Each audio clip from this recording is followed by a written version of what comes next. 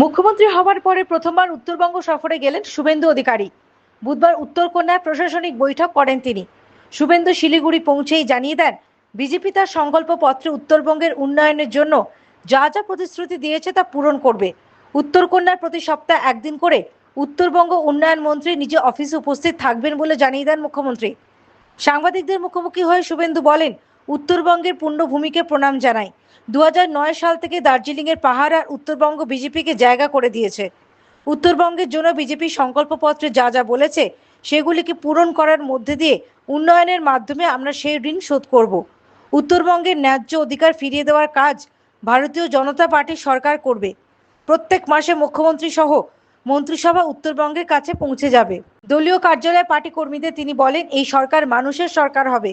রাজ্য সরকারের সিদ্ধান্তগুলিও শোনান তিনি। তৃণমূল সরকারের আমলে উত্তরবঙ্গ ছিল বিজেপির শক্ত ঘাঁটি। এবারের নির্বাচনে উত্তরবঙ্গে অভূতপূর্ব সাফল্য পেয়েছে বিজেপি।